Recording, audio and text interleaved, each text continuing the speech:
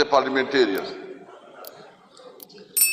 کیونکہ یہ جو پی کا ایکٹ پاس ہوا ہے یہ اسمبلی سے پاس ہوا ہے، اگرچہ ان کی جو پروسیجرز ہے، جو طریقہ کار ہے، وہ کوئی اڈاپٹ نہیں کی گئی۔ یعنی ان کے پروسیجر تو یہ ہے کہ سب سے پہلے آپ جس کے متعلق قانون سازی کرتے ہیں تو اس کے لیے ضروری ہے کہ وہ تمام اسٹیک ہولڈر کو آپ سن لیں، ان کو آپ آن بورڈ لیں، ان کے ساتھ مشاورت ہو، اگر ان کی کوئی کنسرن ہوتی ہے تو اس کو ایڈریس کیا جائے۔ تو نہ اسمبلی میں اس کے اوپر کوئی پراپر ڈیبیٹ ہوئی، نہ اسٹینڈنگ کمیٹی میں اس کے اوپر کوئی پراپر ڈیبیٹ ہوئی، نہ پروسیجر فالو کیا گیا، اور نہ جو متعلقہ اسٹیک ہولڈرز ہے اس کو آن بورڈ کیا گیا۔ یہ جلدی کیا تھی؟ ہمیں پتہ ہے کہ ایک پارلیمنٹ جس میں لوگ بیٹھے ہیں وہ پبلک ریپرزینٹیٹیو نہ ہو تو اس کو کیا تکلیف ہوتی ہے کہ اس نے کون سی قانون سازی کرنی ہے، کون سا پبلک انٹرسٹ کو اس نے دیکھنا ہے۔ ان کا تو جو بوس کی طرف سے اس کو آرڈر ملتا ہے اس وہی کرے گا۔ یعنی آپ لوگ اس بات کے گواہ ہیں کہ 8 فروری کا مینڈیٹ قوم نے جس کو دیا اس کو مینڈیٹ سے محروم رکھا گیا، اور ایک جعلی لوگ جو مسترد شدہ ہے جس کو ریجیکٹ کیا گیا وہ پارلیمنٹ میں بیٹھ گئے ہیں۔ تو اس سے آپ کیا توقع رکھتے ہیں اس پارلیمنٹ سے؟ جو جسٹس محترم اسلام آباد ہائی کورٹ کے محسن اختر کیانی صاحب نے جو بات کی ہے میں اس کو سیکنڈ کرتا ہوں۔ بالکل پارلیمنٹ جو ہے نا ریڈنڈنٹ ہو گئی ہے، عملاً پارلیمنٹ وجود ہی نہیں ہے۔ آرڈر آتا ہے ایک بس اس نے پاس ہو رہا ہے، حکومت کو اس سے کوئی کام نہیں ہے کہ وہ پبلک انٹرسٹ میں ہے کہ نہیں ہے، لیکن بس چونکہ آرڈر آیا ہے تو آرڈر کو اوبے کرنا ہوتا ہے۔ پارلیمنٹ کا کام تو پبلک انٹرسٹ کو سرو کرنا ہوتا ہے، پبلک انٹرسٹ کو پروٹیکٹ کرنا ہوتا ہے۔ یہ پارلیمنٹ وہ حیثیت وہ کیفیت وہ نہیں رکھتی، اس لیے ہم نے مطالبہ کیا ہے کہ فوری طور پر ری الیکشن کروائی جائے، فیئر اینڈ فری الیکشن ہو، وہ الیکشن جس میں تمام اسٹیک ہولڈر، تمام پولیٹیکل پارٹیز وہ متفق ہو، اور ایک ایسا میکینزم ہو کہ جس کے اوپر کسی کو ڈاؤٹ نہ ہو۔ تب جو قانون سازی آئے گی، اگر ایک ایسا پارلیمنٹ وجود میں آئے جو پبلک انٹرسٹ کو سر کرتے ہیں، جو پبلک نمائندگی کرتی ہے، تب کوئی توقع ہوگی کہ اس ملک میں وہ قانون سازی ہوگی جو عوام کی فلاح و بہبود کے مطابق ہوگی۔ یہ جو 26ویں آئینی ترمیم تو جو پہلے بنیادی انہوں نے لے کے آیا تھا وہ تو بہت ہی ڈفرنٹ ٹائپ تھا، مولانا صاحب نے اس میں ایک کردار ادا کیا، لیکن ابھی جو 26ویں آئینی ترمیم کو جو مس یوز کر رہے ہیں، جس طرح عدالتوں کو یہ ابھی جو ہے نا ایگزیکٹو کا رول دے رہے ہیں، یعنی ابھی کسی کو یہ شک ہے کہ کسی عدالت سے کسی کو کوئی انصاف ملے گا؟ عملاً تو ابھی تو ایگزیکٹو ہی عدالت میں بیٹھیں گے، اور جو جج صاحبان تھوڑا انہوں نے جرت کی، انصاف کی کوشش کی، میرٹ پہ فیصلے کی، ان کو کنڈولائن کیا گیا۔ مجھے بتائیں اس وقت آپ کہاں جائیں گے؟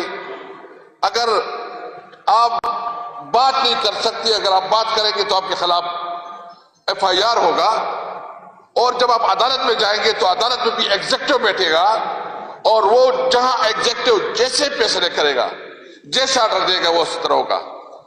تو اس کے خلاف اگر پوری قوم نہ نکلے تو پھر تو یہ بنانا ریپبلک ہے، پھر تو جنگل کا قانون ہے، پھر تو اس ملک میں نہ آئین رہا نہ قانون رہا۔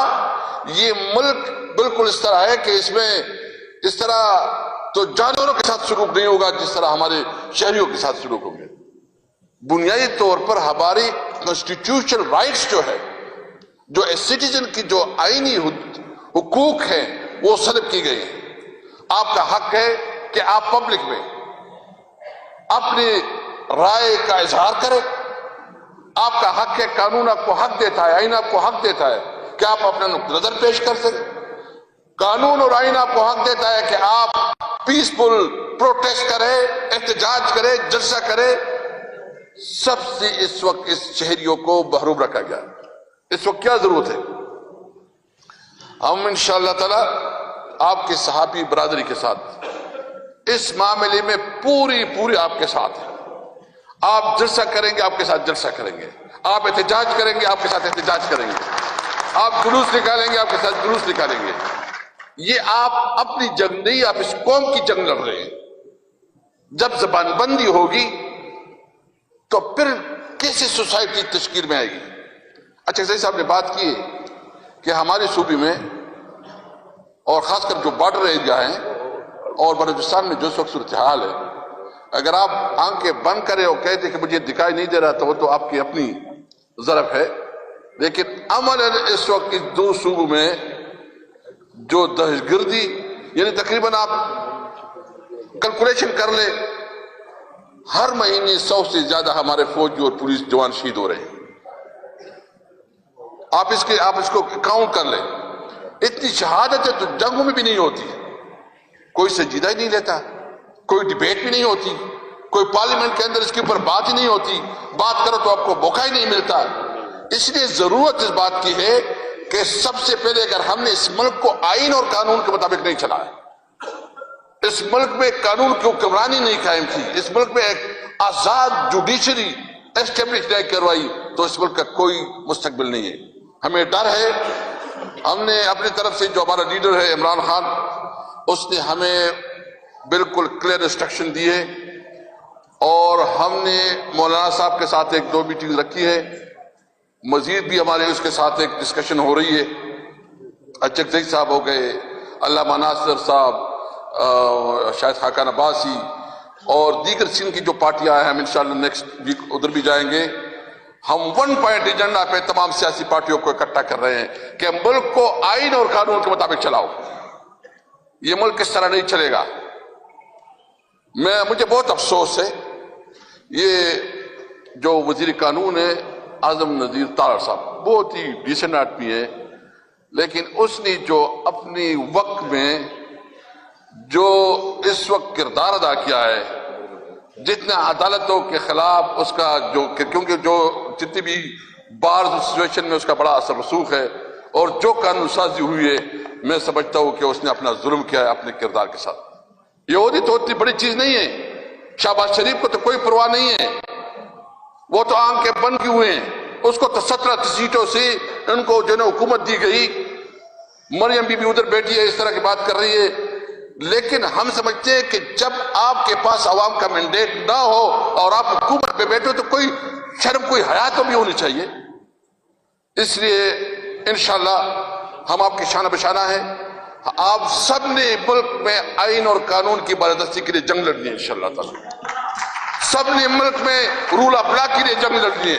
ہم سب نے ملک میں اساتذہ کے لیے جنگ لڑنی ہے انشاءاللہ تعالی. میں یہ آپ کو یقین دہانی کرتا ہوں کہ تحریک انصاف اور جو ہمارا الائنس ہے, اس میں آپ کی ہر قسم کی امداد اور سپورٹ کرے گی. شکریہ. السلام علیکم.